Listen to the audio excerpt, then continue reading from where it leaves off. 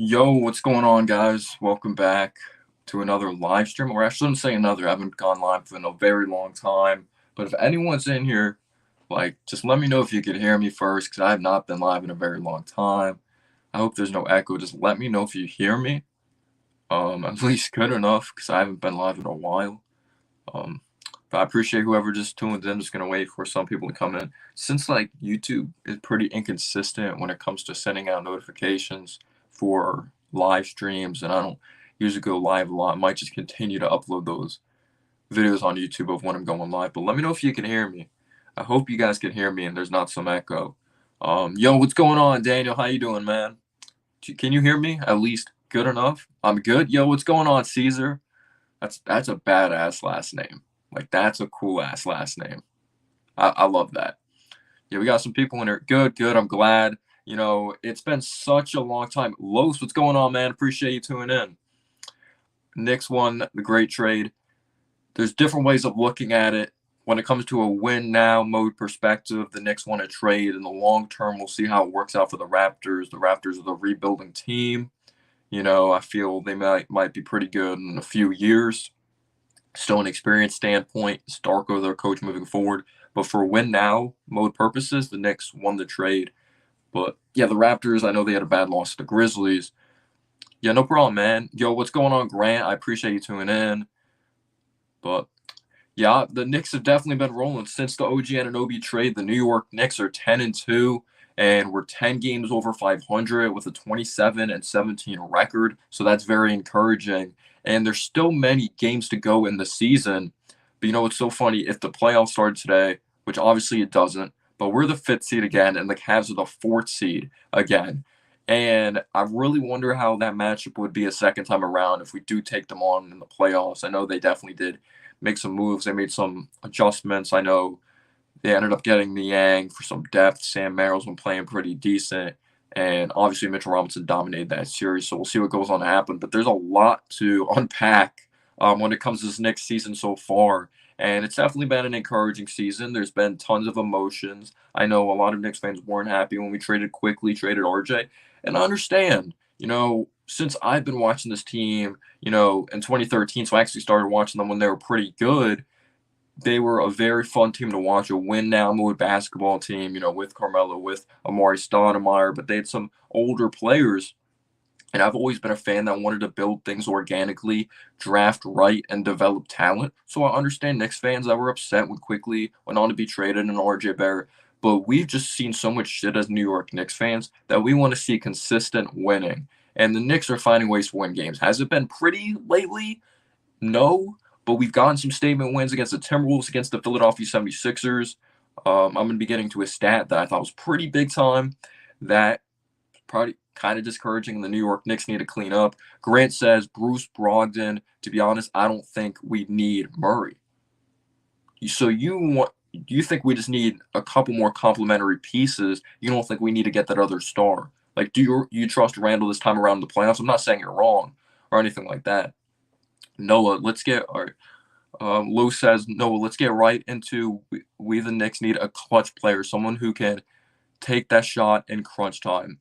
So Jaylen Brunson, I believe in down the stretch, but he's a very interesting clutch player because we've seen Brunson in the playoffs. By the way, Candace Parker, all respect to her, one of the best WNBA players of all time, known for the times of the Sparks, very successful woman, no doubt about it, very successful person.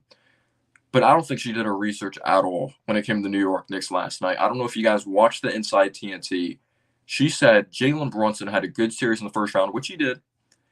But she said in the second round he struggled and didn't play that well. Jaylen Brunson averaged 30 a game in the second round. This dude had a hurt ankle. Didn't he end up hurting his hand that series as well? And he's been wearing kind of that brace ever since. I guess it's just kind of a fashion thing. Dropped, 41 points in an elimination game. 38 points in game 6. Are you kidding me? They just bring anyone on these Inside TNT shows. That was absolutely disgusting. The disrespect Jaylen Brunson continues to get. This dude's averaging 26 points per game, nearly 27, extremely great shooting splits. The Knicks are a top 5 seed. This dude proved it in the playoffs, and he's still getting disrespected. It's unacceptable how they just bring these people on TV and they don't do their research. And notice how they didn't ask her about Brunson again after that. I just wanted to get that out. But we need a clutch player. Yeah, Randall, still need to see improvement in the playoffs, but I completely agree with you. I think we need another shot creator, but at the same time, a shot creator that doesn't ruin the offense, doesn't stop the ball a lot. And yeah, we need a clutch player to take pressure off of Brunson, and we just legitimately need another scorer. You look at the bench, all respect to Miles McBride. So McBride, he's very raw when it comes to running the offense. I remember what was that start when Jaylen Brunson was out? I'm trying to think who were playing at the top of my head. Can't remember right now. But Tom Thibodeau was yelling at Miles McBride to get into his sets faster. Dante DiVincenzo was really frustrated with him. It might have been the Magic game. I think it was the Magic game because he had 20 points throughout that game, and he shot the ball extremely well, played good defense. But the fourth quarter, you saw experience start to take a toll on him mentally, because there's possessions that this dude's dribbling, just pounding the air out of the basketball. So we need someone that could set up that offense in the second unit, because Josh Hart's more of a grab the rebound, push the pace kind of guy. He doesn't have a legit handle to the point that we can just trust him to run the offense. We need someone that can initiate offense in that second unit or the bench, and someone that can create their own shot. And that second unit does not have that, like, on a consistent basis. McBride's not experienced enough. Josh Hart, inconsistent three-point shooter, even though he's a great defender, good rebounder, good cutter, drives really strong to the basket. We just simply need more there. And yeah, we might as well just get into it. We could touch base on the Nets game. I haven't gone live in a while, so this might be unorganized and all over the place. But I'm going after Brogden. I kind of hated seeing Terry Rozier go to the Heat. Like, we've seen that guy kill the Knicks on shitty Hornets teams. What's he averaging? 26 points per game this season? I know, or maybe not that, but he's averaging at least 20. The Hornets are extremely bad, but he's still a great scorer. We even saw when he was with Boston what he's able to do in the playoffs, and the Celtics had injuries. So I really, really hated seeing Terry Rozier go to the Miami Heat, because he's a more consistent shooter and scorer than Kyle Lowry. And I have all respect to Kyle Lowry, Villanova dude. I live in South Jersey. I'm not a Villanova fan, but Kyle Lowry's really respected in this area. He's a veteran NBA champion. But that's kind of a steal of a trade that you end up trading Terry Rozier. I understand his contract, but it's for like a 2027 first-round pick. That pick's pretty much a middle schooler right now. So I didn't like seeing that, because he could score the heck out of basketball. But if I'm the Knicks, you got to go in and get Brogden. And I don't think anything should get into Leon Rose's way when it comes to trading for Malcolm Brogdon. He's not in the Eastern Conference. He's not on a rival. This dude's in the West on a shitty team. Like, the Trailblazers are atrocious. They look like a mess. Scoot Henderson was being compared to Westbrook, and I'm not labeling him a bust or anything, but Scoot Henderson's been extremely disappointing, and Brogdon probably wants to go to a win-now-move team. Chauncey Billups, should his job be like, I don't know. Is Chauncey Billups going to stick around there? They might fire him, so there might be a new regime. Brogdon wants to get out of there. I would trade for Brogdon. And I understand he's not a star, but he brings good productivity when it comes to the bench. He's a good scorer, a decent defender. Can he stay healthy is the huge thing, the consistency there. But we're just desperate for someone that can initiate offense coming off the bench. And we got to utilize these picks at some point. We see all these picks we put together throughout the draft and all that, even if it's second rounders, and we just can't get it done. Like, we just don't utilize them. Caesar says, I just love that name. I'm just going to call you by your last name. I think your last name's awesome. Your first name's cool too, but Caesar.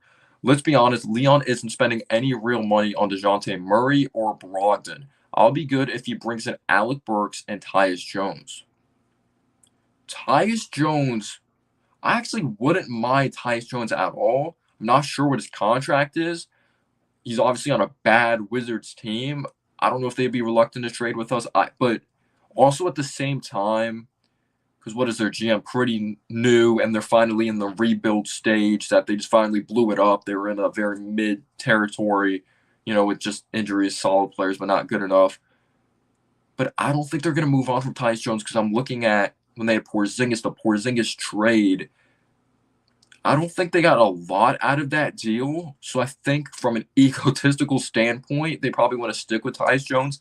And he's not a losing player. He just, I really liked him in Memphis.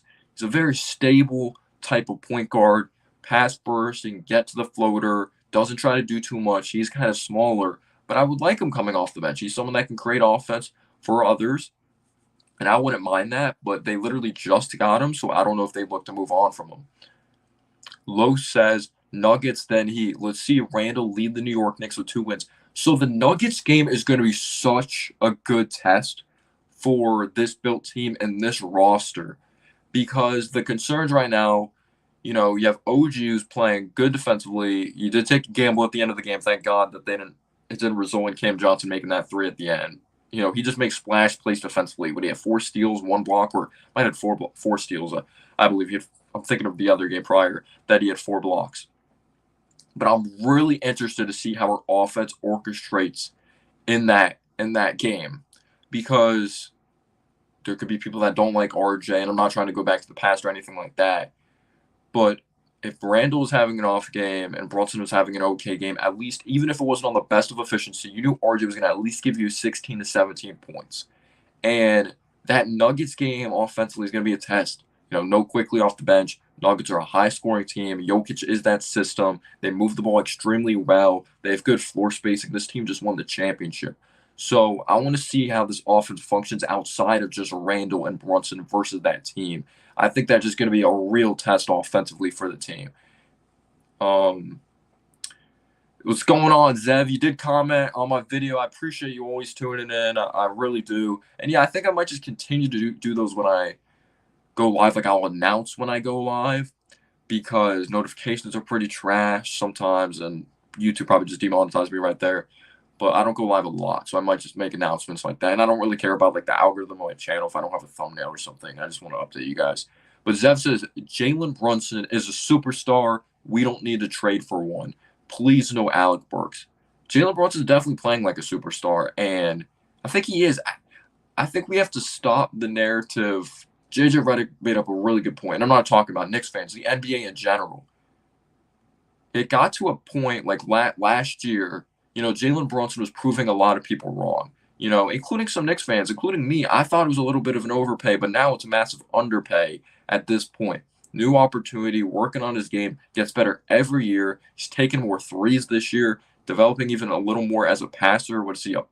He's up like 0.5 in assist. I want to see him get to like 7 assists per game. That would definitely be a goal. But I think a lot of NBA fans just looked at Brunson as a really cool story last year with a great opportunity in the playoffs. But now this dude has gotten better. The Knicks are still good. It has to stop being a story and just admit this dude is playing out of his mind. Like, he's not just playing well. He is great. Like, this dude is great. And I think Jaylen Brunson should continue to get respect. Again, what Candace Parker said last night, saying he wasn't that good in the second round, shows she didn't watch that series, shows that Inside TNT is unprepared when they don't have Ernie Johnson, Charles Barkley, Kenny Smith, Shaq, even though they say wild shit, but they get away with it because they're entertainers. But Jaylen Brunson, definitely playing like a damn superstar, and he plays like a superstar in the playoffs. That's the key thing. If you could elevate your game and be even better in the playoffs, you're that guy. If you step up more in high-pressure situations, you're that guy. Yo, what's going on, Dan Studio? I appreciate you tuning in. Let me read the chat off my laptop, because if I touch my phone, I'm afraid it's going to, like, fall and shit. Because I have it, like, set up in this weird angle. But, Dan Studio, I appreciate you tuning in. A lot of exclamation points there. He says, 1 player away. What player do you guys think that is? Let me know in the chat if you could trade for 1 player, kind of realistically, or all right, if you had to choose between 1, because people have concerns about the fit of Donovan Mitchell. And there's other people that are like, I don't care that Brunson's 6'2" and Mitchell's around the same height, and there's defensive concerns. When you get someone that talented, you just figure it out. But would you rather trade for DeJounte Murray or Donovan Mitchell? Unless you think we're going to get Donovan Mitchell in free agency, what is that, next year or a couple years or something, if he doesn't go on to pick up his player option or get extended. And I think about it as this. I'm not saying this is really realistic. The only way that I would trade for a Mitchell, and I would really, really believe in this team, like to be a contender, you have Brunson, Donovan Mitchell. You already have your glue guy of OG. Like, that dude's sticking in the lineup. Like, even if his shot's not falling, he still makes a high impact. It's always great to have that glue guy that doesn't hurt your team by taking too many shots, competes defensively, doesn't try to do too much, even though you'd like to see him be more aggressive at times. We're going to touch on that fourth quarter. I thought he played really well in that fourth quarter, actually. But if you could add another defensive piece, and I know a lot of people are going to shit on me for this, but this is the best fit, I'm saying. I'm not hating on Randall at all, but the best possible way would be Carlton Towns be traded. But again, I'm not saying this is realistic. You get a McDaniels type of player from the Timberwolves. You put him at the 4. I don't know if Mitchell Robinson would still be here, but if you have OG Anunoby at the 3, his defensive ability, his floor spacing, his ability to cut, his athleticism, and you have McDaniels that can space the floor with his defensive versatility. You have Mitchell Robinson, and then you have your scorers of Brunson and Donovan Mitchell, and you have pressure taken off of them defensively as much as possible. Maybe the guards would cook us, but then you have to count on hopefully our defense is at least good enough, and we're just outscoring teams. That's the best way I would do it, because that's why I always thought it'd be a weird fit to have Brunson, Mitchell, and RJ, because we've seen games that RJ's been a decent defender, and we know Jaylen Brunson is an elite offensive player. But if you guys watch that Knicks Raptors game, they put RJ on Brunson, which I didn't understand. RJ doesn't have the versatility, doesn't have the consistent length, but I understand he's taller than Brunson, so he does have the length compared to him. But Brunson cooked him in like every isolation situation. His screen's being set, RJ's stuck on the screen. You can't keep up with him when it comes to the mid-range and the floater. So I always thought that was kind of a concern. So, yeah, if we were going to trade for Mitchell, RJ was probably going to have to be in the deal. But would you guys rather have DeJounte Murray or Donovan Mitchell if you were going to make a trade? And I'm not saying that's going to happen. Spectat says, secondary ball handler with size. Salute, my boy. What's going on, man? I appreciate you tuning in. You're always supporting the channel, and I really appreciate that. And I agree with you. I'm always a fan of getting size. And I think this is a great topic to talk about. We're going to be getting in the Nets game. I guess next person to bring up the Nets game, we'll talk about the Nets game. I don't want Bruce Brown. I understand he came out and said, even when he was on the Raptors and the post-game press conference, that he's that guy. He's a tough motherfucker. He's a top Thibodeau player, which is crazy to say when you just get traded to a team and you play games. Not like he's sitting out or they're not looking to trade him right away. If you want to trade for a Bruce Brown, because Grimes is not happy with his role, and that came out by Fred Katz, so it's a reliable source. And I understand you're getting a facilitator there, but he's like a better Josh Hart. If we're going to trade for someone, I want more of a scorer. I don't want a 9 to 10 point per game guy, 9 to 10 point per game guy. I understand he facilitates, he plays defense, he's an NBA champion, but you only trade for a guy like that if you really believe you have your top options. Like the Nuggets, for example, they could afford to have Bruce Brown on their team because they have a versatile defensive piece of Aaron Gordon, athletic. They have Jokic, MVP, one of the best scorers in the game, one of the best passers in the game, the way he manipulates defenses. They have Jamal Murray, they have Michael Porter Jr., so they could afford to have that complementary piece. The Knicks need to add a complementary piece, but then they also need to get someone that's damn near a star or a really good starter in the starting lineup. Josh Hart, he's a little better Josh Hart. And if you look at his numbers, I know it's still early on in the season, but when he was at Indiana, shot 31% from 3 this season. Last year with the Nuggets, when he shot 35, 1% under league average, did shoot 37% from 3 with the Brooklyn Nets. But I don't want inconsistent three-point shooting. I don't. If we get someone to come off the bench, they need to be able to shoot the damn basketball. And I'm getting Brogden. I know there's a risk with injury history, but it feels like the bench is injured when it's not. That's how bad the bench scoring is. But shout out to McBride. I know he had a tough mid-range. He had a three-pointer in the second half. Actually had a couple key buckets in the fourth quarter. But it's can we trust that in the playoffs? He's struggling in the regular season, McBride, to initiate offense. But when the game slows down and there's actually adjustments, he's probably going to struggle even more. Yo, 49ers faithful. Oh, baby, I don't mean to get off talking about football. So you guys have a big freaking game. I'm just going to say this right now. You got to go to the Super Bowl. It's a failed season if you guys don't go to the Super Bowl. You have to at least get there. BTS Dance Studio says, Linsanity is still grinding in Taiwan Super League. Shout out to Jeremy Lin. He can still get buckets. Jeremy Lin's one of the first players that made me fall in love with basketball. One of the most inspiring stories ever. Like, it gives me the chills when I watch his documentary. Great dude, class act, and I just get emotional when I watch that. Yo, my boy Cowboy X Factor, big time Mavericks fan. I haven't been live in a while and usually pop up in my live streams, but I appreciate being here, man. I really do. He says, interesting move flipping RJ and Emmanuel for OG. I want to hear your thoughts from a Mavericks fan standpoint. Obviously, you're in the West. It doesn't affect like the Mavs that much, obviously, because they went on to be dealt to still an Eastern Conference team of the Toronto Raptors. But what were your thoughts on that? Were you shocked, and do you like the trade for both teams or what? I don't think Mitchell's available, but we have to wait till he's a free agent, right? If he doesn't like get that money or something. See, my boy Caesar.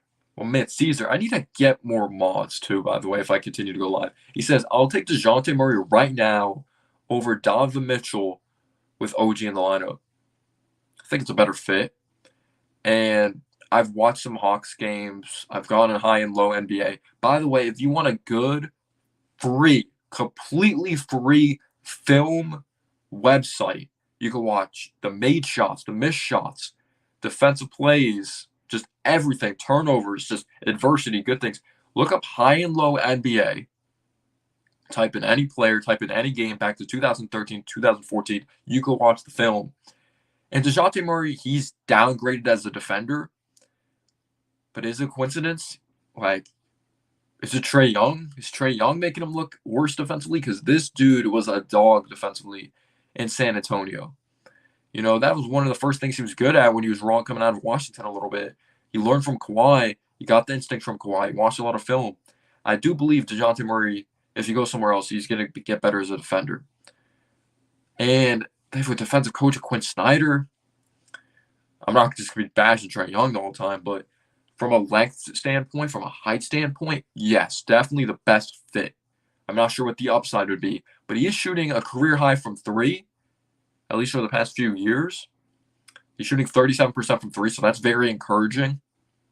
I don't know if it's just going to be an outlier season or what. But Cowboy X Factor says Brogden or Murray. See, I look at so interesting. So if we get Brogdon, guys, you want Brogdon off the bench or you want him in the lineup and Dante DiVincenzo off the bench? See, Brogdon's getting older and his legs aren't as fresh. So I'd probably have him come off the bench.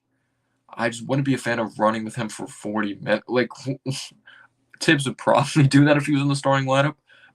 But we just need depth. Like, it's inexcusable. What was that, 4 games in a row? OG getting 40-plus minutes. This dude kind of has an injury history, too. So we got to be careful with him. Yeah, but the Lakers, trust me, they're going to make a trade. I don't know who it's going to be, but they were bad last season. They always figure it out, or LeBron always figures it out, like, in the middle of the season, unless this team's just really that bad. I think they're going to figure it out, though. I want Donovan Mitchell. Yeah, Donovan's obviously the popular name. Brogdon is a solid piece. And isn't it crazy if those reports are true, even though I don't think Danny Ainge wanted anything to do with us in that trade? I think a lot of people just hate the Knicks. I think it's a thing called Knicks tax that we have to give up more than any other franchise in a trade. That's why we're always like, damn, we overspent. Leon Rose, man. Wasn't Quentin Grimes like untouchable in that trade for Donovan Mitchell? And now he's looking to be dealt. And I thought Grimes was going to have a better year, no doubt. Grimes has been very disappointing. And even though he got a lack of opportunities of shots in the lineup, he just looked less fearless than he did last year. Kind of looked scared, to be completely honest with you guys, when he was starting those games. And he doesn't have a big-time bag. He has to rely on a lot of other players to initiate offense. Yeah, Daniel, you can't be bringing that up in here. You got a Cowboy X Factor in here. He's a Mavericks fan. He's pissed off about that. If I was a Mavs fan, though, I'd be pissed as well about that whole Brunson situation. Trade Reeves. Yeah, he's been disappointing this year. But his contract isn't terrible because he kind of took a discount, at least for what the market is. See what 49ers Faithful says. By the way, if I'm looking over here, I'm reading the chat on my laptop, but then I have the camera over here. I could look at it either way, but it's bigger over here. The Knicks are looking really good right now. Their team is very young, talented, and plays great defense. I like OG for you guys. So, yeah, we're a good defensive team. The thing is, we're not really young anymore. You know, those young pieces we drafted aren't really here anymore. Like, let's go through the roster. Jaylen Brunson's in his prime. He's 27 years old right now. How many years of college basketball did Dante DiVincenzo play? I want to say maybe he came out as a freshman. I'm going to guess. No, he was drafted the same year as Brunson, so he's probably 26, 27 as well, maybe 25. So that's not crazy young right there, but they're not old. OG Anunoby, he's 26. Randall's 29, almost 30. Mitchell Robinson, 24 at this point. And you look off the bench, like McBride's really young. Still needs to prove a lot, though. We're not really young because I think he played 2 years at West Virginia. Jericho Sims, but he doesn't play a lot. Sims, we could talk about that. Sims, I actually like the way Jericho Sims played last night. I did not expect Sims to play that well. I was on call with my friend. I was like, he'll have 2 points probably off of an alley dunk. But he played well. I think Sims, especially in that first half, when he had 4 blocks in that first quarter alone, I thought Jericho Sims played pretty well. We allowed some offensive rebounds. Maybe my standards are set so low with him. But Hartenstein's not really that young. Crazy young. What's he, 25? I think they have guys that aren't, they're not old, but at least we don't have any more like Joakim Noahs on this team, if you know what I mean, that barely plays any games. But the Knicks do look good right now. We need to add some depth, no doubt about it. But it's very interesting to see just this Knicks team. We have a bunch of guys that are around like 25 years old and older. But yeah, shout out to Jericho Sims last night. I thought Sims played pretty damn well and blocked some shots. Yeah, it's funny. I literally said, I was talking to my friend, which is my boy MH that just tuned in. I said Sims will have 2 points off of an alley-oop dunk. I want to say he finished with 6 or 8. Sims played pretty well and he blocked some shots. Shout out to Jericho Sims for sure. Knicks, baby, what's going on, MH? What's going on?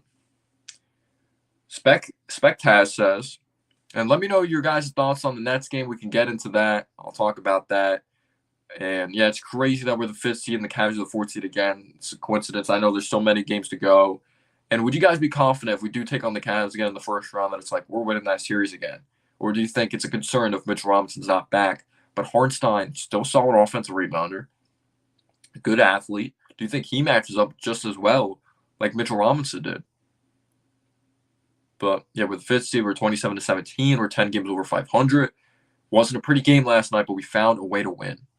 Spectaz says that Fournier contract is looking more valuable now with 2 picks and Grimes. Because what's he have? 1 more year left? I could pull that up. I could pull up Evan Fournier's contract if you guys want.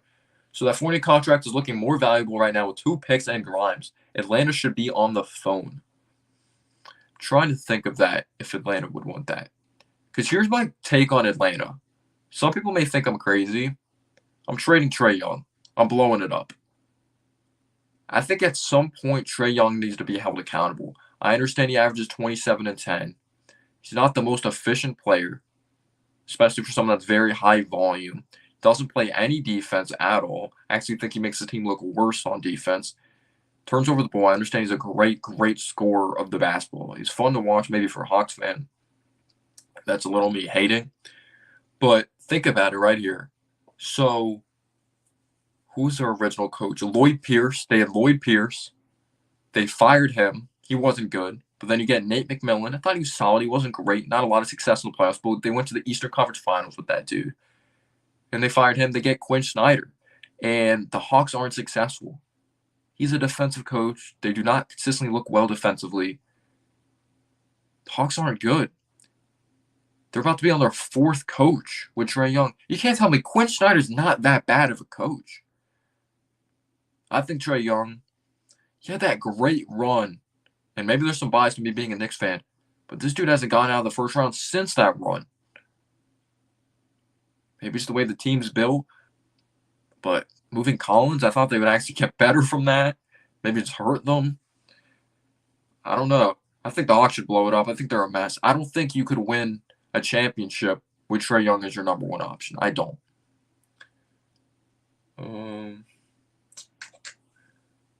But I don't know where Trey would go. I'm just not a huge believer in Trey Young. He killed us, no doubt about it, but it's in the past. If we had Brunson that series, we would have won. We would have won. If I was the Hawks, I would blow it up. Spectaz says, not the only one. Sources say that he wants to go to the Spurs with Wemby. What is the source behind that, though? I did see that. I wonder how that fit would be. I really wonder. Because I know he's a great passer, but Trae Young's still a high-volume scorer. And Wemby's the number one pick. You still want him to be that guy. So, but then also they have like no one to play make at all right now. The Sohan experience didn't work out with Trey Jones. Actually, they're actually giving him the ball more, though. Like, he's actually way better scorer than I thought he was going to be. I know the Spurs are bad, but he's averaging, 21 points per game and 10 rebounds. He's leading the league in block shots. Been better offensively than I thought. But let's get to that Nets game. Oh, my gosh. This Nets game last night, it kind of scared me. I'm not going to lie. So my family's on vacation. I'm home alone, getting to watch this game on the big screen TV out in the living room because they're usually watching their shows and all that. And I turn this game on. We're down 5-0 early. Or I don't turn it on. We're down 5-0. I'm obviously watching from the beginning. And I'm not going to lie, we started off kind of shaky defensively. I don't know if it was completely on Sims or Randall, but we were allowing some buckets in the interior. Cam Johnson got off to a good start. Mikal Bridges is absolutely killing us. You have Randall that's getting buckets. You have Brunson that's getting buckets. But through the first half, OG Anunoby, I know he's not a fantastic scorer, but he's 4 points. The bench isn't producing. McBride's quiet. Grimes is quiet. Hartenstein's out. So I'm like, oh my gosh, this looks like a disaster. They're scoring more. We're looking consistent defensively. When we did have the lead, it wasn't for a lot. The turnovers, oh my God. So that's one thing we just have to address. That's a stat I wanted to bring up. Here's a stat for you guys. Shout out to my man CP. Shout out to Alex, Knicks Fan TV. So before we traded for OG Anunoby, and I'm not saying it's all on Anunoby. Anunoby can have a sloppy handle at times, and you've seen him turn the ball over. I believe we're like 16th in the league in turnovers. And yes, we're 10-2 since trading for OG Anunoby. But here's an alarming thing that the New York Knicks need to clean up. We're the worst team in the league when it comes to turning the ball over since the OG Anunoby trade. We're last in the league when it comes to taking care of the basketball. That's unacceptable. The New York Knicks need to clean that up. Because if that happens against the Nuggets, with Aaron Gordon out in transition, Michael Porter Jr. not being afraid to shoot any threes, Jokic, we know the way he manipulates defenders with his eyes. He's a smart-ass player. Jamal Murray, unbelievable as well. Christian Braun, athletic. Tavis Caldwell-Pope can shoot in transition. Like, they're going to be in deep shit. Like, we got to take care of the basketball. We really do. But it came down to, it was tale of two halves. Mikal Bridges finished with 30-something, but I thought he started to cool down a little bit, especially when it came to that fourth quarter. Cam Johnson, he obviously had an opportunity with a big three-point shot. Randall hit some scary plays, especially that one turnover, turned the ball over off that spin move in the fourth quarter, which turned it over, and I believe the Nets scored in a pretty big moment. But yeah, Randall at 30, Jaylen Brunson at 30, and I think a big reason why this game was close as well is no facilitator. There's no consistent facilitator out there on the floor. And Brunson, these last 20 games, he's been distributing the ball very well, but I believe he only had 4 assists last night. And if he's not distributing the ball, who else can you consistently count on to do that? But he was scoring at such a high level that it didn't matter. They had no answer for him. His three ball was even falling. If his three ball was falling, he probably would have been on pace to have 50 points. But I do want to give credit to Miles McBride. When this game mattered, he did give us some offense, mid-range shot, three-point shot. OG Anunoby, up until that fourth quarter, he only had 4 points, even though I thought he played very well defensively. He had some plays that he gambled. I want to say he had 4 steals, a block. Obviously, that huge block. I'm going to be getting into, I thought was like the best sequence of the season. Unbelievable. But it's the fourth quarter. I want to say maybe we're down a few. I can't remember at the top of my head right now when I'm thinking about this, but he's 4 points entering that fourth quarter, and I like that he attacked. And if I'm the Knicks, I'm trying to draw up some actions that we can get OG going in the mid-range. And that hasn't been a huge part of his game. But I feel when he's taking the mid-range, it doesn't look awful. Like, I do think he's ability to be a solid mid-range scorer. He had a couple last night. He had one in the first half. His first bucket actually came from mid-range territory in that first quarter, really early on. 2 of his 4 points in the first half. But in that fourth quarter, I liked his approach. He drove really strong to the basket, drew a foul, tough finish, and he got to that mid-range as well. So he gave us some underrated buckets that I don't think a lot of people are going to talk about. But where I thought this game really, we really flipped the switch. We started to be more consistent defensively. We still were careless with the basketball. And you can say Dante DiVincenzo, he's such a weird player because he'll have games like, holy shit. Then he'll have games like, oh my God, there's a rainbow-ass jump shot. When is that shit going to come down? He kind of took a shot on the left wing that I wasn't a huge fan of, that he just kind of hoisted it up. Brunson did sometimes try to play Euroball as well. But where I thought the Knicks were just going to win this game, obviously shout out to Randall, step back three. Brunson split free throws. That's one thing that's funny about Brunson, that he's a clutch player, hits consistently clutch, big-time mid-range jumpers, floaters, three-point shots. Is it me, where he's done this at least a few times? I remember the Chicago game last year, and I'm trying to think of other games that's on my head. He splits a lot of free throws when it's really down to the wire, which is very interesting. But when I thought we were going to win this game, I knew we were going to win this game. Well, also, let's address this. The Nets have been the worst fourth quarter team in basketball. They've one of the worst. They're just terrible when it comes to fourth quarter. The Clippers game, they're up double digits in the fourth quarter. In the final 5 minutes of that game, I remember looking Kawhi only has 11 points, and he finished with 21. I'm like, how? The Nets, I don't care how bad you are, the Nets allowed the Clippers to go on a 22-0 run in the final 5 minutes. You don't score 1 point, you don't get one free throw in the final 5 minutes. That is embarrassing. So we kind of did see the Nets collapsing there. But I love this sequence right here. I'm finally going to be getting into it. I'm sorry, guys. I ramble a lot. You have Brunson that usually doesn't do this a lot. He usually goes up with the floater, looks to finish with physicality with the right hand, looks to draw a foul. So it's a tie game. There's 1:11 left. No, it's 1:11, I believe. There's 1:17 left in the fourth quarter. Jaylen Brunson has the basketball. He's on the right side. And when you're taught as a kid, of course, you're taught to protect the basketball if you are using your left hand on the right side. But because he's a smaller player, you probably would have liked to see him use that floater on Claxton or look to draw a foul using that right hand. Just when you're driving on the right side, utilizing your left hand, it's going to be hard to protect the basketball. You're going to be in a very awkward position, especially when you're only 6'2", going up against a near 7-footer in Claxton. So Brunson goes up, he dribble penetrates, looks to attack as we have a chance to take the lead and build a lot of momentum. He goes up, he's swatted by Claxton. It was one hell of a play. Out in transition were the Brooklyn Nets. I wouldn't say Josh Hart was trailing the play. He was kind of hip to hip with him. Former Knick. What script is this? We have former Knick Dennis Smith Jr. out there looking to take it coast to coast. I actually thought it was a selfish play. He had someone on the right side near the block cutting to the basket, just running with him in transition. But Dennis Smith Jr. is I'm playing my former team. I've played for a lot of teams in my career. The Mavericks, the Knicks, the Trailblazers, the Pistons, the Hornets. I'm on the Nets now. I'm in a lot of teams and trying to make a name for myself and get a big-time bucket here. But Josh Hart, we could talk about his jumper not consistently falling, and he can look awkward on offense sometimes. But I will say he looks less reluctant to shoot the ball. He looks like he wants to shoot the rock more. But I did love the play transition. Hip to hip, Josh Hart, huge block. And it felt like Precious Achiuwa also got a piece of it as well. Not like a goaltend situation. But the ball is still in play. It didn't go out of bounds. So more adversity hit. That Jaylen Brunson missed layup or a block shot by Nicholas Claxton. That's out in transition. And then, you know what happens after Dennis Smith Jr. gets blocked?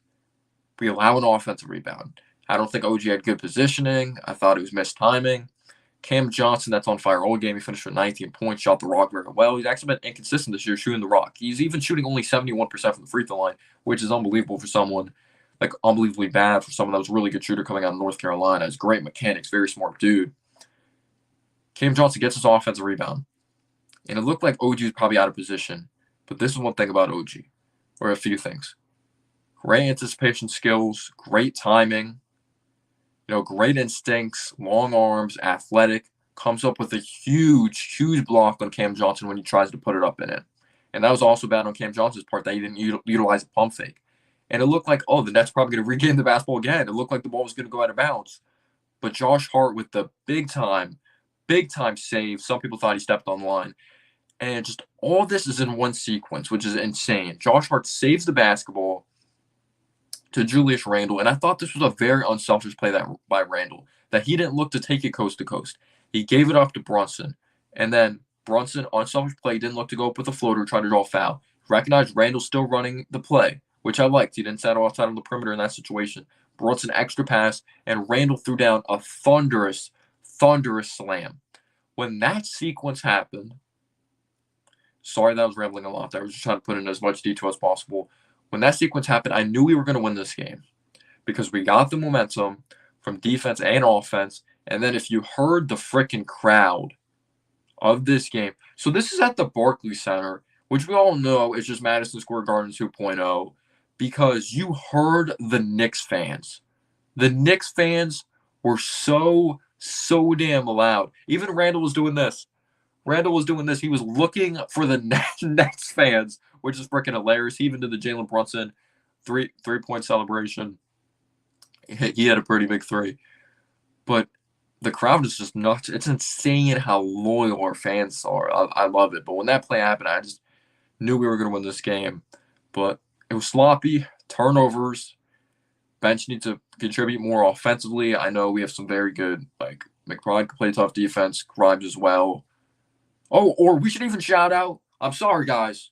By the way, what's going on, Cash Out James? We got to shout out Precious Achiuwa. Can we shout this dude out? Right place, right time in the interior. Thought he rebounded well, played solid defensively. Precious Achiuwa has been playing some solid-ass basketball lately. Like, he really has. These last 2 games, he's been playing good ball. Shout out to Precious Achiuwa. I don't know if we can consistently count on him, but if he continues to play well, that can help out our depth at the back of 4 position, and then we don't have to trade for someone. And I know he attempted a 3, so I guess he's not afraid to attempt 3s. I liked him coming out of Memphis, kind of a Bam Adebayo light, but not taking the – well, Bam takes more mid-range shots than anything, but he had a little Mitch in his game. I have a video on him, like a very old video of him when he's coming out of Memphis, a pre-draft video. But that could help there.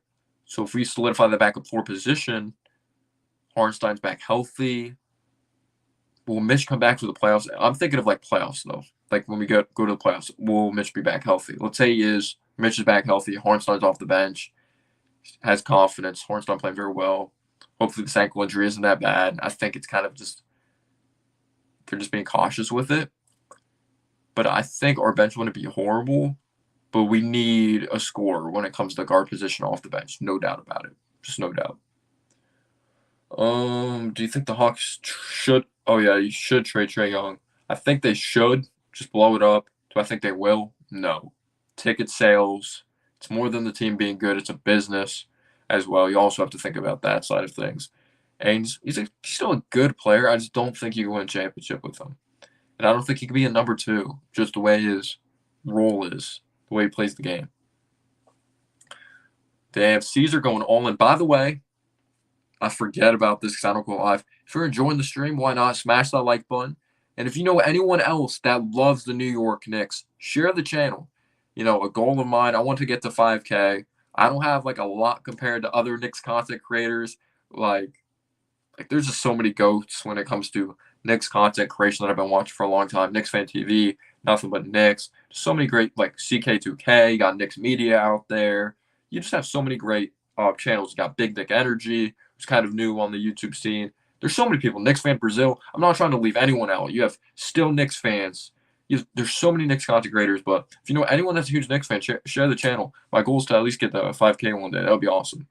I'm just trying to build as much as like a big platform as possible to talk about the New York Knicks.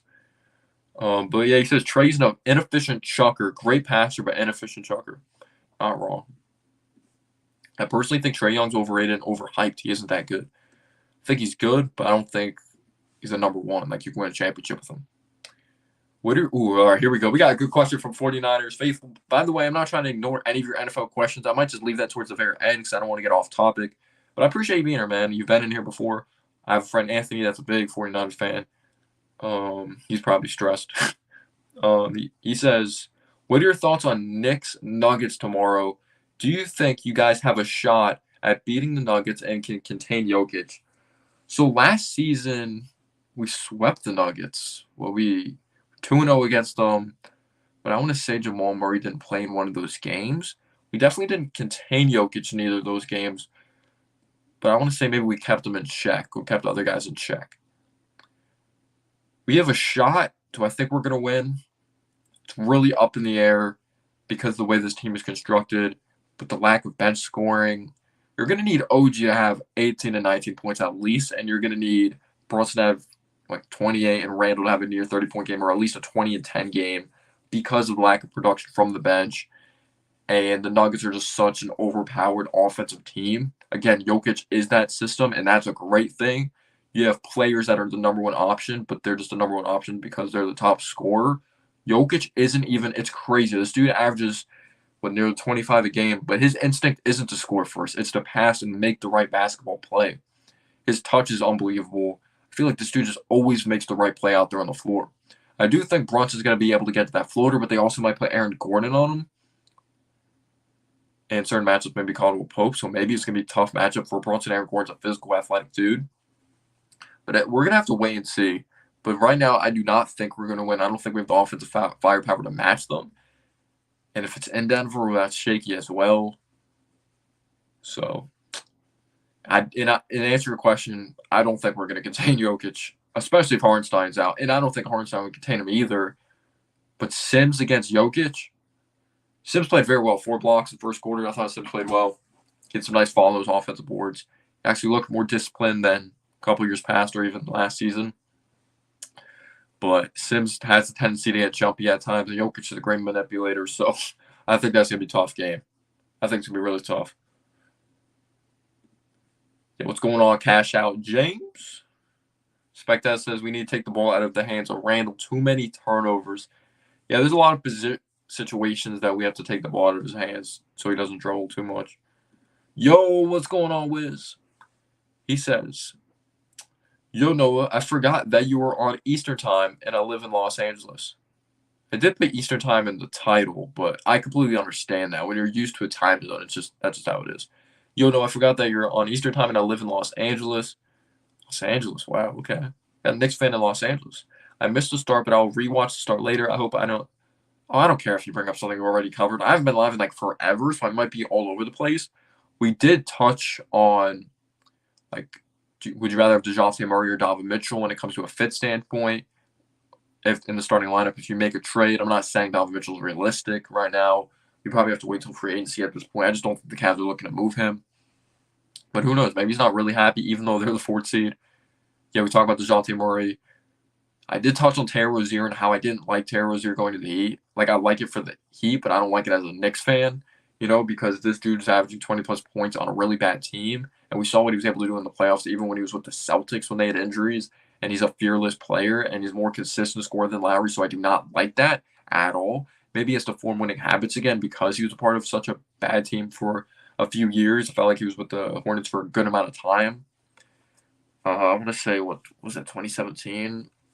He started with the Hornets. But I talked about possibly bringing in a Malcolm Brogdon for some depth. I don't care about bringing up these giving up draft picks. We don't even utilize those shits anyway. The turnovers were 10-2 with Anunoby, but also we're the worst team in the league when it comes to taking care of the basketball since the trade. Need another facilitator off the bench. I talked about how amazing Brunson is, obviously. But those are topics mostly we really touched on. But yeah, I don't care if you repeat them at all. Everyone has their different thoughts and opinions. That's what's so great about basketball. We don't all have the same answers. Cowboy X Factor saying what's up. Showing love in the chat. Appreciate that. Cowboy X Factor says, what about Malcolm Brogdon? Is it possible Knicks get him because he probably costs less than DeJounte Murray? See, this is the way I look at it. It's so tough. Yeah, if we get Brogdon, we'll probably have to start him, right? See, I wasn't a big fan. If you're getting Brogdon, he's going to be great in the regular season. The playoffs kind of was disappointing with the Celtics, to be completely honest. But we're just in such desperation mode that I do it. Solid scorer, decent defender, not amazing. He's an injury history. He's getting older. But I would kind of be scared of starting him because of that injury history. And I would actually like Brogden more as a player off the bench, as crazy as that sounds, because I feel he's more settled than Dante DiVincenzo, like when it comes to running the show. Because if DiVincenzo goes back to the bench, McBride's minutes maybe go down again. But I think it is possible. They're in the Western Conference. Like, why wouldn't the Trailblazers trade with us? They would just have to hate the Knicks. They're in the West. They're shitty, really bad. I don't think Chauncey Billups should get really excuses with the development of Scoot Henderson. Just it looks a mess over there. They just get another coach, and he probably wants to be a part of at least a decent winning culture. I don't think it'd be crazy amount of money. I'm not sure what his contract is, but I'd trade for him, no doubt. No doubt. Yo, my man Andrew. It's one of the things I miss about going live. Seeing my boy Andrew in the chat. What's going on, man? He says, "What's up, Noah? Do you believe the Knicks can make a really deep playoff run?" What's really deep? Eastern Conference Finals? Is that what you're thinking? It's such the offense for me. The defense I trust. The offense is just on a consistent basis. And I don't mean to sound like a broken record. Comes down to Randall. Obviously, Brunson, we expect him to step up, which he has to, probably will. But if Randall's not stepping up, can we count on OG? But I was watching some highlights, and I was watching film when OG was with Toronto. He had an underrated first-round matchup against Philly. He averaged like 17 or 18 points per game. I could pull that up for you guys. I can't show the highlights because it'll be copyright. But he had like 2 or 3 games in that series that he averaged 23 points per game. But also Nick Nurse's offense is run differently, and there's a little more movement. But I really believe OG, we're excited about his defense now, floor spacing ability, even though he needs more shots. Like, he needs to take more threes, even if they're somewhat contested, because he's one of our best floor spacers in the lineup. He needs to be taking more than 2 threes, But it's really going to come down to who else can step up on offense. And it's an unanswered question right now because the Knicks need to make another move. Like, I'll be legitimately pissed if the deadline passed and we don't make a move. And I'm not telling anyone how to root for their team, but I think it's just completely unacceptable. OG's a very nice glue piece, a very solid player. I love OG. But the reality is you need to get at least a depth piece if you're not going to get that other star. But I would just be pissed if we don't make a move. We have to. Yo, what's going on? Oh, my boy Wiz has already been in here. By the way, I'm not sure. Actually, no, I think I know who this. Yeah, I know who this is. I thought you were someone else and changed their name. I've seen you in here, though. But I really appreciate the super chat. Thank you so much. I really appreciate that. You did not have to do that. But I really, really greatly appreciate that. When I get super chats, I try to put it towards the channel or obviously towards very smart things. I don't like to spend my money on stupid shit. Sometimes I do, though, because I'm 19 years old. You can be spending stuff on stupid shit. But I really appreciate that. He said, like, subscribe, and support this young warrior. I saw you comment on my update of me going live, and I really appreciate you tuning in. Thank you.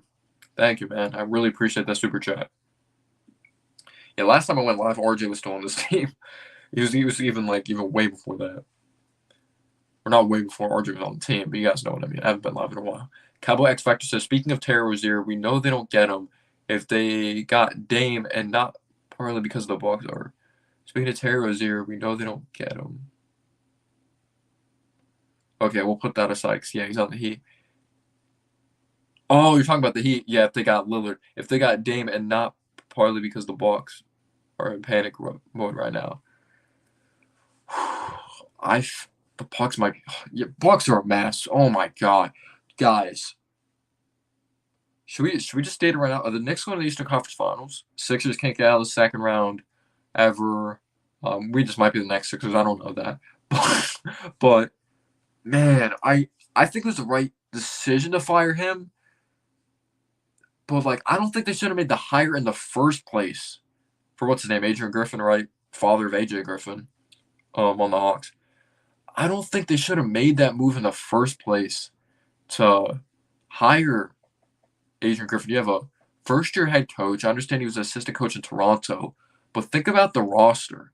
Even your best bench piece, Bobby Portis, is getting older up there at least. Yeah, Brook Lopez is getting older. Chris Middleton's getting older. Giannis is a veteran, even though he's a superstar right now. Damian Lillard's getting older. But you have some older players in that lineup, and then you have an inexperienced coach. I just never understood that move. And as much as Lillard's a great scorer, I feel there's never I don't see a consistent offensive flow with this Bucks team. And I know Doc Rivers is a defensive coach, but he loses a lot in the second round, and he doesn't know how to make adjustments. He's very stubborn. But I do have a theory of why I think Doc Rivers came back to coaching. But they lost a lot. The defense looks terrible. I think that's one of the main reasons. The defense is unacceptable. They were beating the Pistons, but they were barely beating the Pistons. But I think that's on ownership. You just made the wrong decision higher. But no, I don't think the Bucks will win the championship. I don't. I love Giannis as a player. I just don't like the way that team is right now. Unless it's going to be some Tyronn Lue situation. You know, when David Blatt was fired, Tyronn Lue took over. But he was a first-year head coach, so that was a different situation. But I think Doc Rivers took the job, not just because of Giannis and Lillard. And I look at it as probably took it because it's less drama than past jobs. I don't think there's players on that Bucks team that there's going to be a stir of drama. Coach Chris Paul and Blake Griffin, drama guys as great as they were players. James Harden, drama. That's a big-time personality right there. And I look at it as well. You see Embiid obviously just had 70. Embiid's playing even better. He's averaging 36 points per game. The Sixers' offense looks better than it did with Doc Rivers. And you could say even with a little less talent. And you see what the Clippers are doing. Because obviously Doc Rivers used to be the coach of the Sixers, fired him. They look a little better. It's regular season, though. Let's keep that in mind. Playoffs is big indicator, see how legit they look. But then you look at the Clippers with Tyronn Lue. They have Harden, former Sixer. They look damn good. It looks like they're making it work. Right now, again, playoffs. So I think Doc Rivers is a competitive guy. He played in the NBA, played with the Hawks, he played with the Knicks. And he's like, I want to try to win a championship. I want to try to prove a lot of people wrong. Maybe he's learned. Maybe he hasn't. We'll see what happens with this Bucks team. But if I'm a Bucks fan, I'm pissed. I'm just gonna say this. Right now. Thank God, if you're a Bucks fan, that you won that championship a few years ago, because you're in an awful position right now. Like, you're in a bad position with the coaching. Bucks are in a weird spot. Like, what were they down 3-2 in that series, or 2-1 or something like that, and they came back against the Suns? Like, if you're a Bucks fan, just thank God you won that series, because I don't know. Will they win a championship again in the next few years? I'm not sure.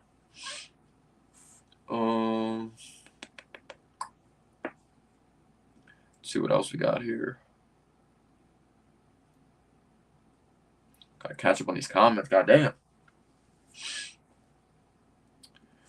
In terms of Knicks playoff run, could someone other than Randall show up unless Julius decides to finally play well? That's what I just stated. Yeah. I guess it's just OG. We'll need OG to step up. The funny thing, though, about last year's playoffs, like, we have this concern about the depth, right? And we definitely need depth to step up or get a piece if you want to go far in the playoffs. Depth is a huge indicator, not just having stars. But the funny thing is, we made it to the second round. It quickly wasn't a reason we made it to the second round. Quickly played bad in the first round and the second round before he got hurt. And you look at the starters, Quentin Grimes is non-existent offensively, played with no confidence. But the thing is, we could talk about RJ being inefficient sometimes and an inconsistency of RJ. But he stepped up in the playoffs when Randall didn't. I know Game 6 was a disaster versus Miami, but he played well in that Miami series.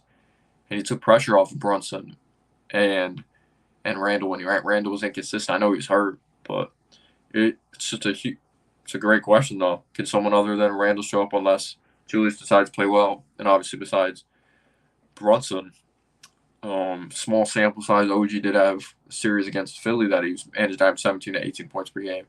But it's going to happen. OG's going to get the ball a lot more if Randall doesn't step up, because we saw that with the playoffs. We benched him in the fourth quarter of a game, but one of the series last year when he wasn't playing well.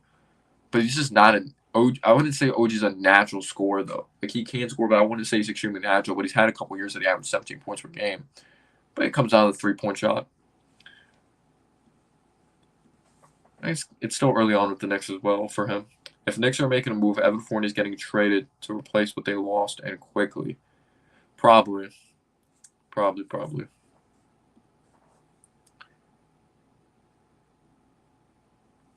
All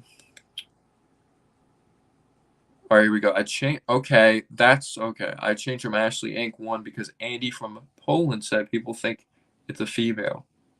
Oh my! I'm not gonna lie. I thought you were a female too. I'm not trying to like stereotype because I'm sure there's guys that can be named Ashley. Like you could be named whatever the hell you want. But yeah, I thought you were a girl too. And I was trying to rid you up. I was like, "Can I get your number?" But you're a guy, so. Well, what's going on? I appreciate your support. Oh, it's so funny. Let's see what else we got here. You guys are asking great questions. By the way, I appreciate you guys tuning in. Probably going like 30 minutes because then I have a class an hour from now, 7 o'clock class on Zoom. Yeah, Darvin Ham sucks. I wouldn't be surprised if he gets fired. Indian Spices says, if the duo of Randall and Brunson doesn't get us past the second round, what players should we go after in the offseason? We'll get there when we get there. You guys know my thoughts on Randall. He just has to prove it. He has to prove it. He really does. If he doesn't step up again in the playoffs, I kind of accepted it last year. I understand he was hurt. But you guys know my stance on him when it comes to a basketball IQ standpoint. He's gone. Yeah, like we're not extending him. Like he just he have a couple more years left on his contract. It's not a terrible contract, but he's just such a weird player. I don't know what his value is, but we know Brunson's gonna step up. It comes down to Randall though, really, really does. And obviously, other complementary pieces. Do we get some depth, which we're gonna have to. If Randall doesn't step up and we have no depth, then OG's probably gonna give us 13 to 14 points. We're kind of screwed. But I think we're in the same position. A lot of people said we got worse when we traded quickly in RJ. No, I think we're kind of the same. Like we're still a good team. We're better defensively, but I think our ceiling's still the same. I don't think we got worse. I think we made the move thinking we still need to get another player. And Leon Rose probably thought, like, let's give RJ a fresh new environment. And at the same time, can RJ be a complementary piece? Like he's a go-to scorer that looks to score the ball. He's not a great passer. So they probably just didn't think he was a good fit with this team. Obviously, yeah, there's no superstar. And yeah, there's no superstar. And I don't throw around the term superstar a lot. I think there's only like a few superstars. What is it? LeBron, Giannis, Luka, Jokic, and Embiid if you're kind of regular season, I guess. You can still say superstar Kevin Durant. Like there's stars and there's superstars. Superstars are number ones that you could just count on to carry a basketball team. Let's see.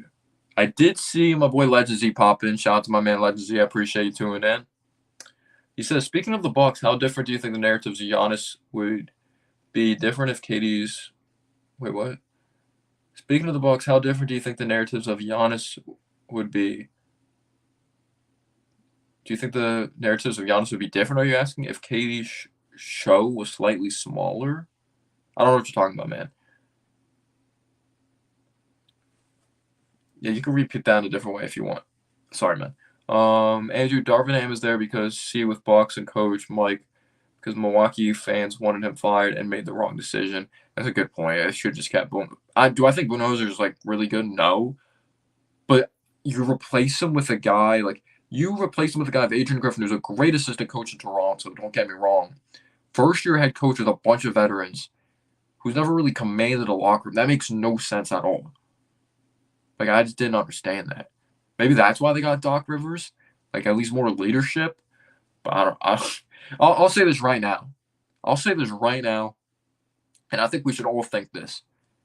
If the Bucks somehow at least even go to the finals or win the finals with Doc Rivers, if that championship should be worth 4 rings if you win a championship with Doc Rivers.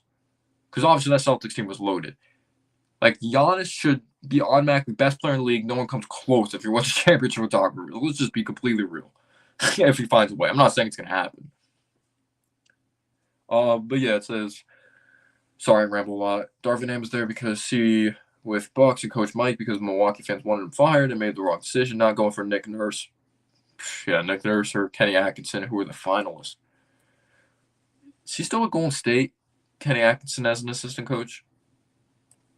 Also, it's easy to say, let's fire some dude, but you always have to replace them. Exactly. But then you also can't have, especially if you're a very mediocre team, you also can't have the mentality that it's like, oh, this guy's been way better than the coaches in the past, and we don't think we'll find something. You just can't have that mentality, though, sometimes. If you really want to be great, you got to take risks. I'm sure that's how the Cavs were when they fired David Blatt. I'm sure that's how they were. Cowboy X Factor says, also, it's easy to say, let's fire. Oh, yeah, I just read that. Sixers versus Bucks in the second round of the playoffs, please. The memes. You know what's crazy about that matchup? Again, it's the playoffs. Things happen different in the playoffs. The games play differently. The Sixers match up way better against the Bucks than they do against Celtics. Not saying they would win, but I think that'd be one hell of a series. I think it'd be a good series. But I don't trust the offensive productivity off the Sixers bench either. See, I think this is just true.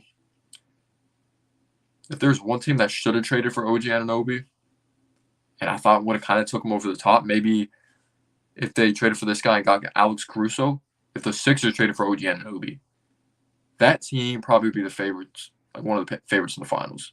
Like, they would be even better. OG Anunoby in that lineup, and then if like Caruso off the bench, because they're kind of in a position that they need that type of player.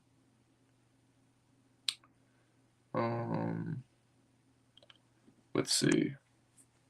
If the Bucks and Philly had a piece, then we probably won't make the Eastern Conference Finals. If they don't, then we have a chance. I think we can make strategic moves to pick up players to help and to prevent others. That's a good point. Do I think the Bucks or Philly will make a move?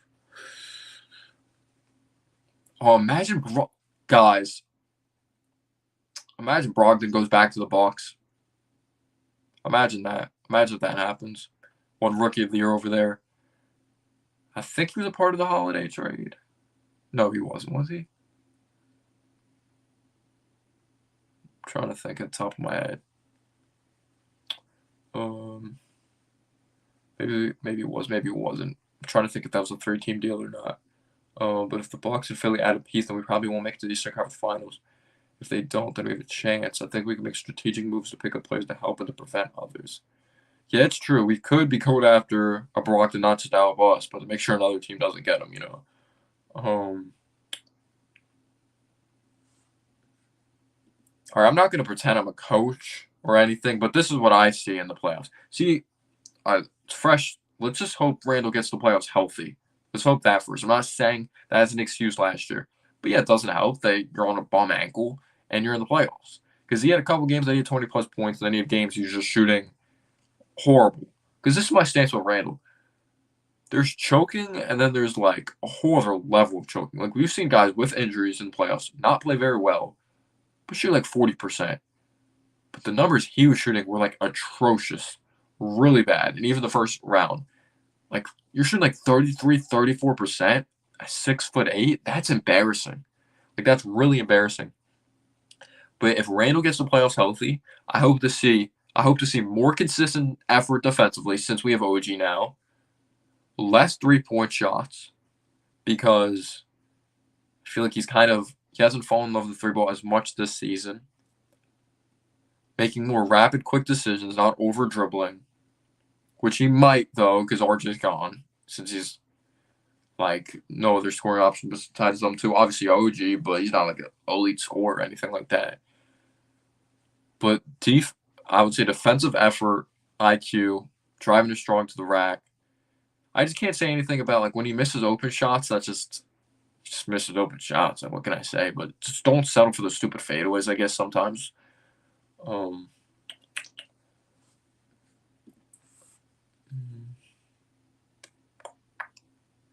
Whereas if the Knicks go up against Bucks and Sixers, they might have a Detroit Lions run to Eastern Conference Finals. Against the Celtics, who knows? Anything could happen in the playoffs, but they need Mitchell Robinson back. We definitely do. I'm just not completely sold on our team in the playoffs or getting past the second round. Or I'm not even going to say it's a lock to get out of the first round. I think we will. We don't know who we're playing yet, though. It's just our offense. If Randall doesn't step up, I'm trying to be positive and hope he does. Brunson's literally going to be carrying, like, even more than last year. So that's a concern. So I'm not going to say we can go on a run until we get more offense. So let's got some replies. Oh yeah, I think Brunson will be a Knick for life. He'll probably be somewhere else at the end of his career when he's like 40 or something. I don't know. We'll see if Brunson plays till he's 40 though. He's kind of a smaller player. That's a huge accomplishment if he stays in the league 40. Jordan Clarkson. I wouldn't mind that. But the Jazz, no, I think they've dropped their last couple games. They got off to a really shitty start. But they've started to win more games, and they're trying to make it to the playoffs. And what's his name? John Hardy? No, I can't remember his name off the top of my head. The head coach of the Utah Jazz. They're winning now. I don't think they're moving Clarkson. Would you guys go after Colin Sexton? I don't know what his contract is, but I wouldn't mind Sexton. He's a great scorer, but sometimes he could be very ball dominant. But yeah, my friend, my boy MH has actually brought up Clarkson before. Oh, that was probably like was that from my? I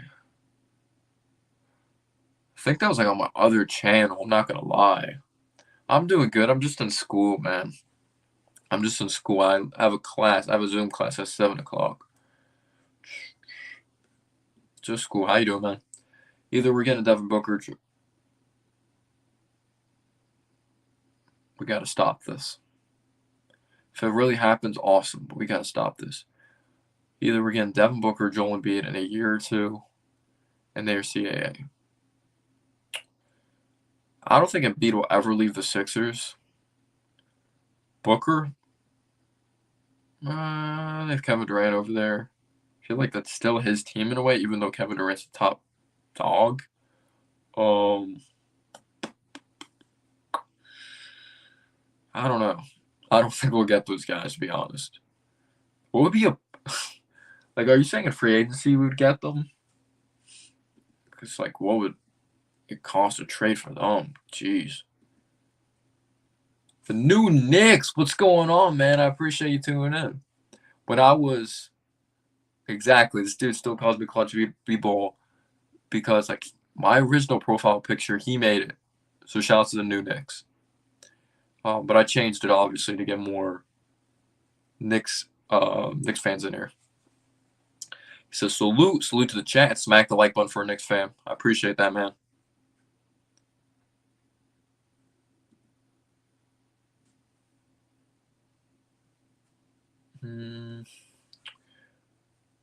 Would you trade for Caruso to add to our bench?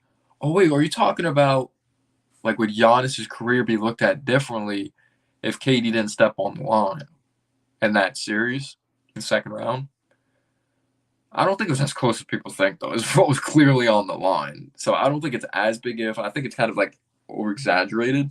And by the way, Legend Z Productions, I love those videos you put out with like the audio being leaked or you hear the players on the court. Those are hilarious. I love that.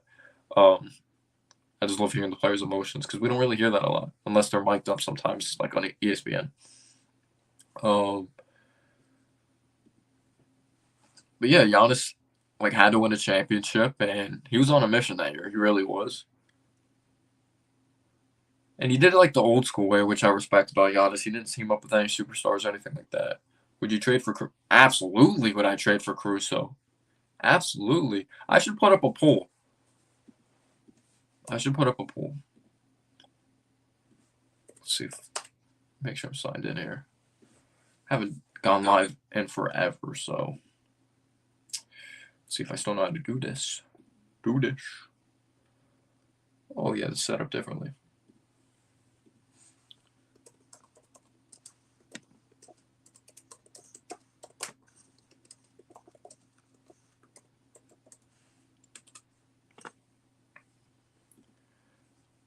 I think I added it. Or should the Knicks trade for Caruso?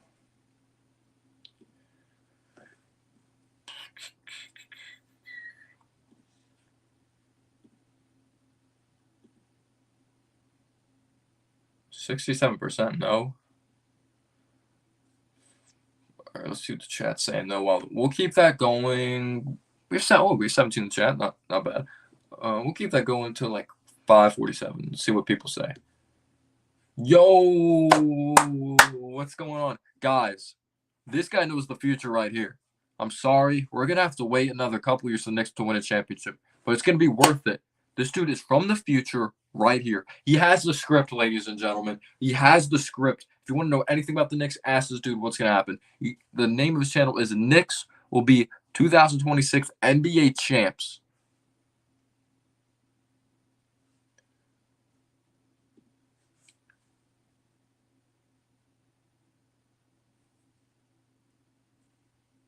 I did see that one. Actually, I don't know if I heard. Maybe I saw it, or maybe Randall was so loud that I even heard it during the game. But yeah, RJ struggled from the free throw line that game. He was 4 for 9. He definitely did get his head. But what's going on, man? I hope you're doing well. Knicks, who will they beat in 2026? Oh, we're saying they could win it all this year. Are you going to change the title of your channel? All right, let me refresh. Let's see what the poll is.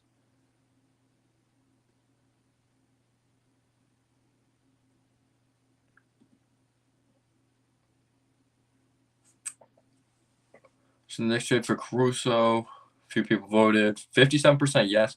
All right. I want to hear in the chat, the ones that are saying no to Caruso, why do you not want him? I'm not saying you're wrong, but why do you not want him? Just let me know. I would love Caruso as a backup guard. He could shoot. He's a good defender. He's athletic. Maybe he's not a – I guess maybe you want more of like an even better scorer. Like you just prefer Brogden. I get that. Wait, is this news? News. New asking price for Murray, 2 picks and a starting caliber.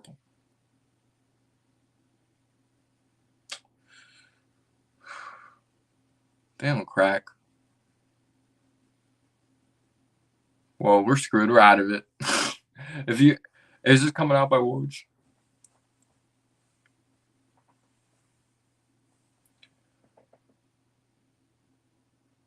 Oh my god, that's such an old video, man. Oh my gosh. But is that coming out by Woj? NBA Central. What's the source of NBA Central? See, I don't have Twitter anymore. If you guys didn't know, I haven't had Twitter the last couple months, and my mental health has gotten a lot better when I'm not on Twitter. I'm sure there's so many people that are adding me. Where'd you go? Because I didn't delete my account or anything. I just said I'm leaving, and then I did. Oh, Bagley also confirms. Okay. Well, the Knicks are out of it then. 2 picks with 2 first-rounders and a starting. They're on crack.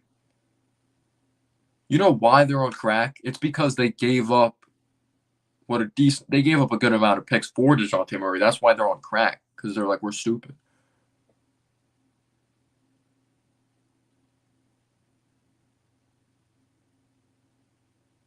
People repost them on Instagram Reels, Legend Z.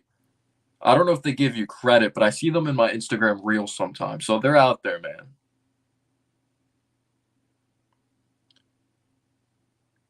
Or I don't know if you put them on your YouTube Shorts, but I've seen sometimes them on my Instagram Reels. People repost them, which is pretty cool. I didn't know that's what they wanted, though. I didn't see that. This isn't news. I saw it earlier today. Hawks trying to get back with. Yeah, they just feel stupid. Oh, this is my boy right here. This is my boy right here. What's going on, TMGF? Big Giants fan, Knicks fan. Says Trae Young, the one making the trade. Obviously, to the Knicks. But you think we're getting? Wait, Trae's the one making the trade. Oh, what, you think he wants to trade DeJounte Murray? Or you're saying we're getting Trae Young? What are you saying there, my boy? Oh, I see what you mean. Trae Young's trying to fleece the Knicks. I see what you're saying. I see what you're saying. Okay. Since he can't play them anymore in the playoffs because the Hawks suck, he's trying to. That's a good one, man. And I really appreciate you guys tuning in, by the way. I didn't know if anyone is going to pop in. I haven't been live in months.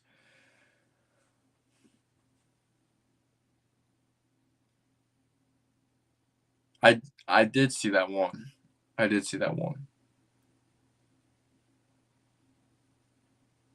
I'm not going to ask how you get the audio clips like that because it might be a secret formula, and I don't want to spoil your secret because then people will steal your content. Yeah, I've seen a lot of rumors of that, like or just reports that I think the Lakers are just offering stuff for him. But then I also saw a report like Trey Young, it's a possibility, or they're like it was even from ESPN. The Lakers are looking to offer a package for Trey Young. They're always trying to get anyone though.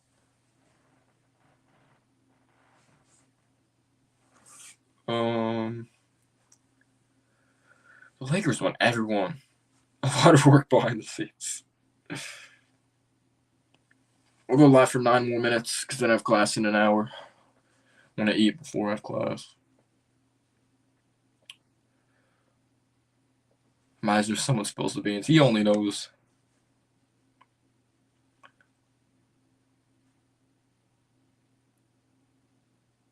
As an assistant, why not?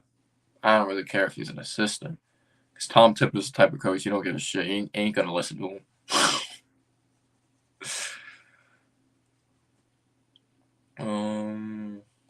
Because he was there as an assistant coach in the Bucks on the finals, right?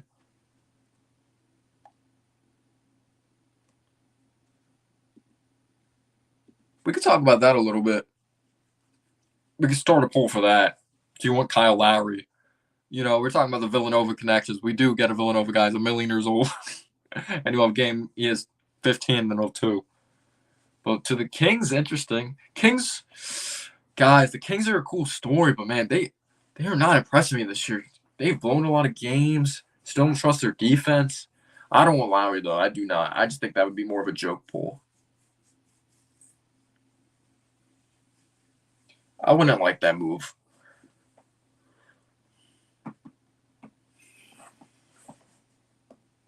They're looking for a third team.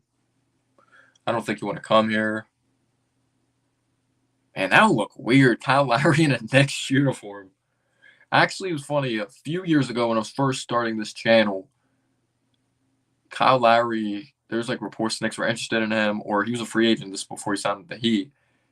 And I remember making a video should the Knicks trade for Kyle Lowry. I think I said no. He's going to be traded, Legend Z. There's a report that already came out, not by Ian Bagley, the other guy, Stephon Bondi, that Grimes is frustrated with his role and he's going to look to be dealt. Those are really reliable sources in the Knicks world. And apparently the Knicks are interested in Bruce Brown. Am I in love with Bruce Brown? He's a good player, but I feel like we need someone more than him from a scoring standpoint. And he hasn't really shot it well from 3 this year. The last couple of years, he hasn't been great from 3. But I'll give you my thoughts on Quentin Grimes. Grimes played very well in the regular season last year. Shot the ball well, good defender. You know, he's a quick first step. When he would pump fake because he's such a threat on the perimeter, he'd be able to dribble, penetrate, dump it off to Mitchell Robinson. And I thought he was a fearless player that played with a lot of confidence, and he earned his role in the starting lineup. He averaged like 12 points per game, shot 38, 39% from 3. I thought he was at least going to improve to 14 points per game. I don't know what happened. I know he doesn't consistently get involved in the offense, but he doesn't have a go-to move. And when he did have opportunities, he didn't knock down shots. He's not a necessarily good finisher, doesn't get to the foul line a lot. But his defense dropped off. And I thought just true indicator, I thought we really kind of saw his true colors, even though he didn't get a lot of shots in the playoffs, because I thought there was a lack of aggression and just not getting involved. Yeah, he was just nothing in the playoffs. He had a very good defensive moment on Jimmy Butler versus Miami in game 2 when we won. But besides that, yeah, he was nothing offensively in the playoffs. Yeah, and if we're gonna have to pay Bruce Brown too, I don't understand he's a good rebounder, and that's not a 6'4" guy. We love like these yard size players. If Brown is a more consistent shooter, I would get him. But he's a good rebounder, good defender. He's a nice complimentary piece to get when you have the whole team assembled. But I just don't think our whole team's assembled. And I just think Leon Rose is a moron if we put him in the starting lineup. But yeah, to continue with Grimes, I think Grimes lost his confidence. And he's been disappointed this season, no doubt about it. There's a reason he's been moved to the bench. At this point, I'm done with him. I'm not saying he can't be a good player, but in this, like, he's been decent off the bench, like, defensively and somewhat shooting the ball. But he's probably looking for a different situation. I think his time in New York's done, and I'm not saying to screw up or anything. But it sucks. Like, all our young players are gone. Quickly's gone. Archie's gone. You know, Grimes probably be gone. Oh, bring back my boy Obi. Bring back Obi. He's now that solidified backup now in Indiana because they got Siakam. I do not want Gordon Hayward. Even if it's on a bio, that dude can't stay healthy at all. He can't. Like, when he's healthy, he can score the rock. But, man, it's a big if. If we got him, of course, I'll be cautiously optimistic. Like, oh, yeah, this dude, natural scorer, will definitely help in the playoffs. But I think he's kind of taking a step back defensively. He just gets hurt a lot.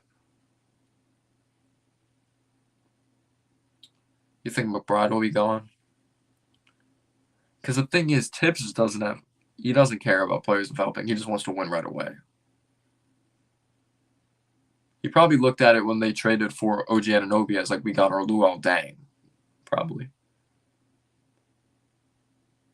Yeah, we definitely do need backup point guard. Yeah, if we would have to pay Bruce Brown, and the market is ridiculous. The NBA has to do something with the market. Like, OG Anunoby is going to be, you know what's so crazy about the market? OG Anunoby is going to be getting a bigger contract than Brunson got. Like, that's how crazy the market is. And the NBA values defensive wings that can shoot the three ball or athletic. He's 26. He's going to get him a lot of money. But maybe he might take a little bit of a discount because he's a CAA client, which is obviously connections to the Knicks. Like, as a whole, I appreciate Tibbs because I've seen a lot of shitty coaches, especially like Derek Fisher, Jeff Hornacek. Kurt Rambis, oh my gosh. Kurt Rambis was the fucking worst. The worst. I think Tibbs a good coach. I don't like the way he distributes minutes. Do not like his rotation at times. Sometimes I feel like he doesn't go within the flow of the game.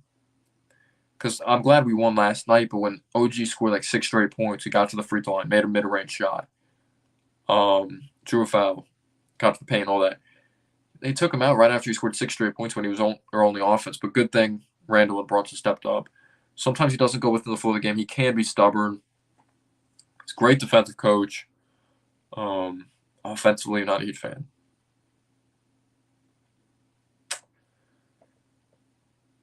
Oh, David Fizdale was so bad that I didn't even bring him up in the conversation with Kurt Rambis and Derek Fisher. Oh my, David Fizdale was that bad. Like, he actually might have been worse than. I liked Hornacek more than him, to be honest. But which coach is worse, Derek Fisher or David Fizdale? It doesn't even matter. They both sucked. But the only thing I'll say, even though I don't think David Fizdale could coach with us at all, and there's a reason why he hasn't been a head coach again. Yeah, there's no structure or anything. The rosters were bad, though. We just had a bunch of reclamation projects. As bad as the coach Fizdale was, you can't expect to win with Kevin Knox, Emmanuel Mudiay, Mario Hezonja, Noah Vonleh. RJ was a rookie. Mitchell Robinson was still developing. Kadeem Allen. Like, you just can't expect. No coach will win with that team. But you had Randall the first year when we wanted Randall gone. Maybe actually we could have been a little more competitive, but I feel like Randall just naturally got better. He got into better shape and all that. But which coach is worse? Doesn't even matter. They both sucked. Yeah, Jaylen Brown, who's a good player. I think the joke's just kind of too far about the left hand. I think it's kind of cringe at this point. But he's the highest paid player in NBA history. Isn't he? It's unbelievable. Yeah, Fizdale didn't coach Bargnani, though. Derek Fisher did, right? Yeah, Bargnani. I remember my dad was actually excited about that. I think my dad liked those European big men. Because I will say this, my dad actually wanted Porzingis. He's not a Knick anymore, but my dad was telling me, oh, this dude's going to be good. Like, my dad actually liked Porzingis a lot. And Porzingis was like my favorite player freaking all time when he was a Knick. I loved him. I really did. When he was healthy, he was unbelievable. Isn't that crazy though? So you had Trier that had like 38 points or like 30 points. I remember that matchup against the Rockets. But Harden dropped like 60 at the Garden, so like it really went overshadowed. Trier was a great scorer. He didn't play any defense, but it has to be way more than basketball because this guy hasn't played an actual NBA. Like, he averaged like 12 points. That's decent enough in this league to stay in this league. Like, he didn't play for another team, like besides G League, like an actual NBA game besides playing with the Knicks. Like that's nuts. And I do think it's an attitude issue. I remember there was being reports like he has a bad attitude. Because it doesn't matter if you average 13 to 14 points per game. Like if you're extremely uncoachable, no team wants you. No team wants you. And you don't play any defense. In the 2010s, I started watching. I'll tell you the coaches I've seen. I'll go in a couple minutes. It's 6 o'clock. I'll tell you the coaches I've seen. So I started watching the next one. We had Mike Woodson, 2013. I would say I was around 8 years old. We had Mike Woodson. I remember being not happy when we fired him, even though it kind of took a step back. So I've seen Mike Woodson, then Derek Fisher after that. What the heck? Did you guys see that?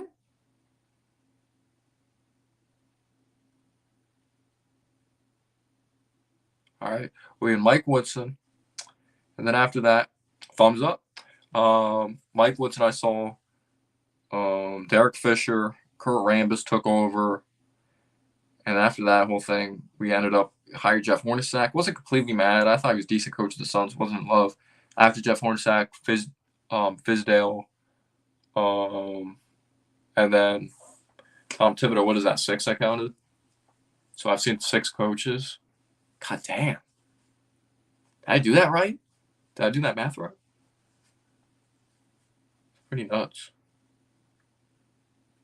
But he was a natural scorer. I don't know. Yeah, that's the thing. I don't understand what Tibbs does that. Like, you have to be insane if you think you're going to blow a 20-point lead in like 2 minutes. Like, Tibbs is insane with that. It was a sloppy game last night. I definitely addressed that earlier in the stream. You can check that out. But OG has some injury history. He gave him like 4 straight games, like 40-plus minutes. It's scary. Got to get depth ASAP. You're telling me the Pistons can't get Trier? I don't even know if Trier plays basketball anymore. Is he still in the G League? Last time I checked, he was like with the what are they? The Iowa Wolves or whatever? I forgot. Or whatever they call. What's the Timberwolves? What's the Timberwolves G League team? I don't know. Well, yeah, Eric Spoelstra is one of the best coaches of all time. Yes, I wanted Killian Hayes. I'm not gonna lie. Also, if you watch The Ringer, Kevin O'Connor was really high on Killian Hayes. Guys, this day's going by fast. It's freaking 6 o'clock already. It's dark outside. I feel like I just woke up.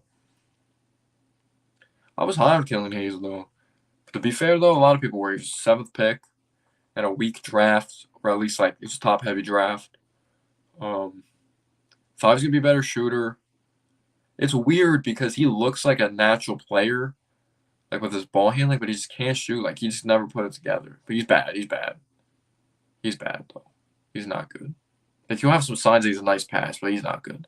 I completely missed on that one. But let's go through that draft. What was that? 2020. So Anthony Edwards' first pick worked out. It's gonna be damn near superstar. James Wiseman. I'm sorry, he's a bust. Who the hell went? Who went third? Who went third? I know 4th was Patrick Williams. No, LaMelo was third.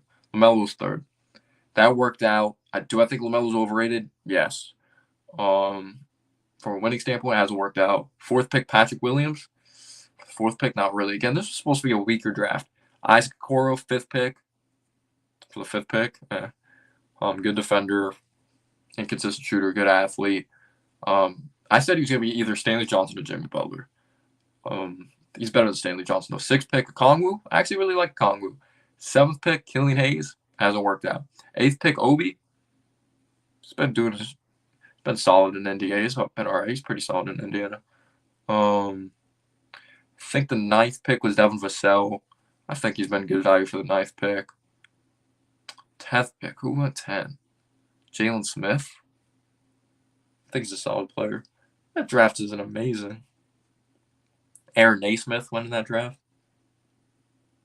No, I would not. I think Wiseman sucks. That's just me. I'm not a fan of Wiseman. He doesn't look natural to me or anything. We're going to leave it on that note. I remember fans wanted Justice Winslow. Oh, yeah, 2015. Emmanuel Mudiay, the next John Wall. Do you guys remember that? And we ended up with Mudiay like years later when we traded away McDermott. Damn, should we just get McDermott off the bench? Shooter. I know he's on your Spurs Legends. But yeah, we're gonna end it on this note. TMGF says Killian is inspirational. He could make the NBA, so we can. There you go, right there. Been live for an hour and 35 minutes. I have class in 55 minutes, so I'm gonna eat, chill, and get to my class. That's like 2 hours and 30 minutes. I really appreciate you guys tuning in. You guys are amazing. Smash the like button. Click that subscribe button if you're new. Might go live more. Yeah, we have a lot of shitty players, man. Have a good one, guys. Appreciate all you guys tuning in. Nice talking to you guys. Shit, I'm tired. Peace out.